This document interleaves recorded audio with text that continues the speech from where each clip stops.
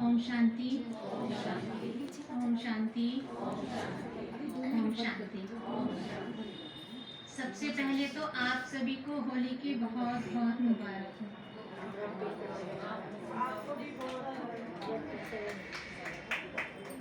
कितना खुशी का दिन है ना। आज हम सब यहाँ क्यों इकट्ठे हुए हैं? होली मनाने, गुजरात दादी का स्मृति दिवस और होली मनाने। तो स्मृति दिवस तो मना लिया, अब हम क्या मना रहे हैं? होली मना रहे हैं। तो होली के बारे में तो आप सभी को पता है कैसे मनाते हैं, लेकिन इसका आध्यात्मिक रहस्य क्या है वो मैं आपको बताती हूँ। शिवरात्रि के बाद होली का पर्व आता है, अर्थात जब हम अपनी सारी बुराइयां शिव पर चढ़ा देते हैं तो हम होली बन जाते हैं, पवित्र बन जाते हैं। फिर जो बची कुची हमारी बुराइयां रह जाती हैं उन्हें हम अपनी योग अग्नि से भस्म कर देते हैं, जला देते हैं। तो इसकी यादगार क्या है? होली। इसीलिए परमात्मा की याद से आत्मा दिव्य गुणों के रंगों में रंग जाती है। तो परमात्मा कहते हैं, बच्चे पूरे कल्प में एक आपका ही श्रेष्ठ भाग्य है जो आप अपनी श्रेष्ठ स्मृति से अपनी यादगार देखते हो। दुनिया वाले तो उत्सव का इंतजार सिर्फ एक दिन के लिए करते हैं, लेकिन आपका तो हर सेकंड उत्सव है। संगम युगी जीवन ही होली है। होली अर्थात मैं बाबा की होली। फिर होली अंश होते हैं, उनकी भी 4 बातें हैं कि बुरा ना देखो, बुरा ना बोलो, बुरा ना सुनो और बुरा ना सोचो। फिर एक काला रंग ही ऐसा है जिस पर सफेद रंग चढ़ता है, क्योंकि सफेद रंग 7 रंगों से मिलकर बनता है। ज्ञान, पवित्रता, सुख, प्रेम, शांति, आनंद और शक्ति। अर्थात इन गुणों की स्मृति से काला रंग भी मिट जाता है, हमारी बुराइयां भी खत्म हो जाती हैं। फिर होली के पर्व पर लोग कुछ रस्में भी निभाते हैं, जैसे होली जलाना। दुनिया वाले स्कूल में खिचड़ा इकट्ठा करके 5 डंडे डालकर छोटी छोटी प्रकृति की माला बनाकर जलाते हैं।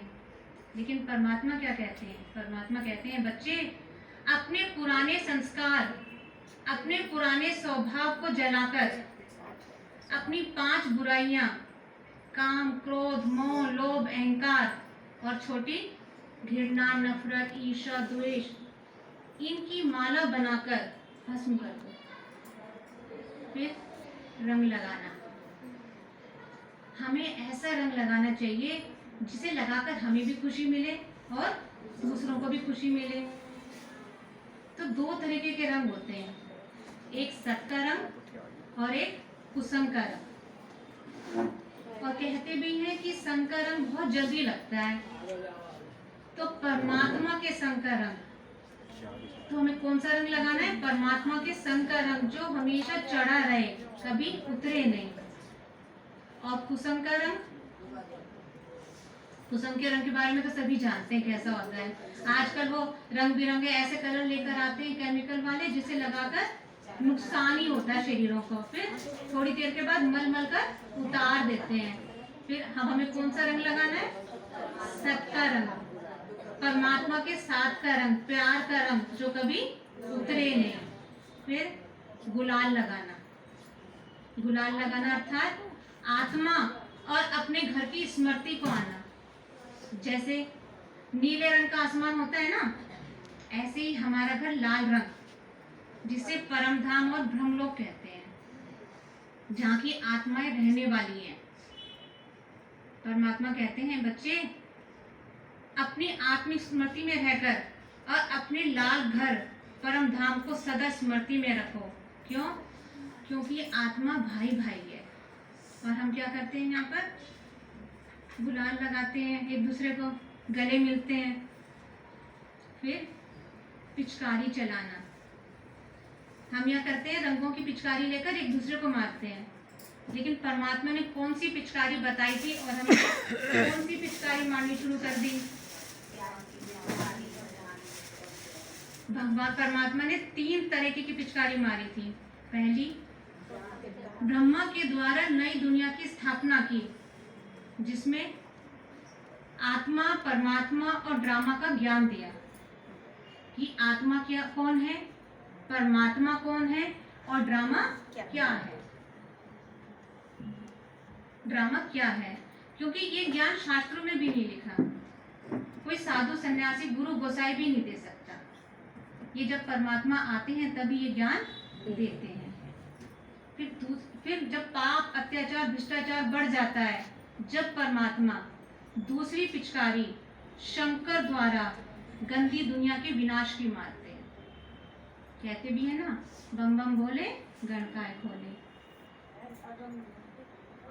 फिर तीसरी पिचकारी विष्णु के द्वारा, जिसमें नाम का भी विष नहीं है, देवताओं की दुनिया, पवित्र दुनिया की पालना की मारते हैं।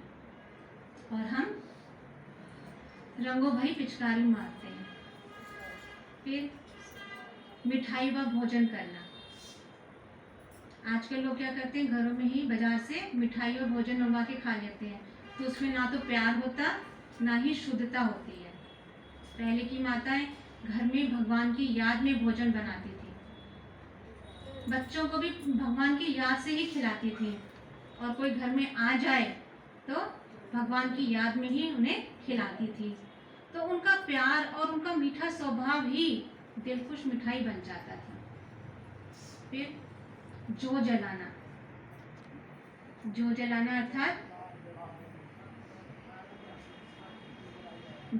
अर्थात अपने जीवन की बुराइयों को जलाना, कि जब हम अपने अंदर से परमात्मा की याद की लगन को अगन बना देते हैं तो हमारे अंदर की सारी बुराइयां खत्म हो जाती हैं, क्योंकि जला हुआ बीज कभी उत्पत्ति पैदा नहीं करता। और लोगों ने अन्न की जौ की बाली को जलाना शुरू कर दिया। फिर मुबारक देना। परमात्मा हमें अनेकों जन्म की खुशहाली भरे जीवन की मुबारक देते हैं, और लोगों ने 1 मिनट की मुबारक देनी शुरू कर दी। फिर होली पर प्रहलाद का भी मिसाल देते हैं कि प्रहलाद कौन, जो भगवान से बहुत प्यार करता है, पूरी तरह से भगवान का बन जाता है, उस पर चारों तरफ से प्रहार होने लगते हैं, घर से, सगे संबंधियों से भी प्रहार होने लगता है, लेकिन उसे कोई मार नहीं सकता, जीत उसी की होती है।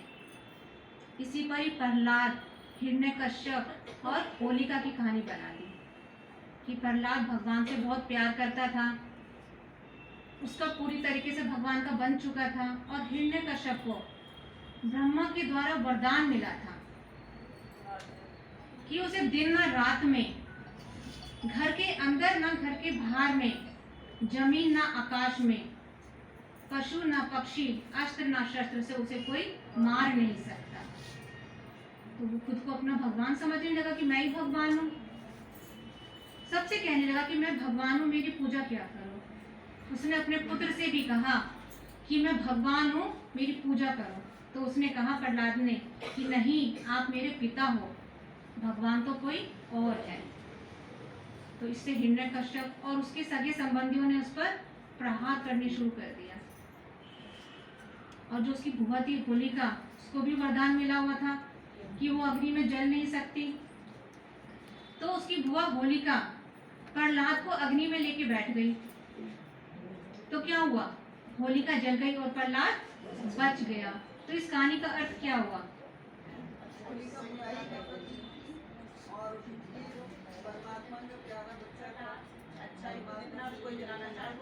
कि बुराइयां, जो बुराइयों से भरी हुई हमारी बुराइयां हैं, काम, क्रोध, मोह, लोभ, अहंकार, ये सब क्या ये संगम युग पर सब विनाश को पाते हैं। कल्याणकारी संगम युग पर सब विनाश को पाते हैं, क्योंकि ये ना तो कलयुग का समय है और ना ही सतयुग का समय है। ये कौन सा समय है? पुरुषोत्तम संगम युग का समय है। फिर होलिका पे हम क्या करते हैं? होली पर एक धागे में रोटी बांध के अग्नि में डाल देते हैं तो रोटी तो पक जाती है और धागा सुरक्षित रहता है। अर्थात कि पुरानी दुनिया विनाश को प्राप्त होती है और धागा कौन, प्रहलाद अविनाशी आत्मा बच जाती है। फिर हम सारी पुरानी चीजें होलिका उस दिन डाल देते हैं अग्नि में, क्योंकि असत्य पर हमेशा सत्य की जीत होती है। और क्या, ये जो प्रहलाद कौन है, ये शिवपुत्र आत्मा है जिसके ऊपर उसके सगे संबंधियों द्वारा ये अनेक मतलब उसको किया गया कि तुम ऐसे कर्म करो, ये करो बुराई, लेकिन उसने अंत तक कोई भी बुराई अपनाई नहीं, सच्चाई और सफाई से परमात्मा के साथ चलता रहा। तो ऐसे ही हम सबको भी परमात्मा के साथ सच्चाई और सफाई के साथ चलना चाहिए। यही है सच्ची होली। अच्छा, ओम शांति।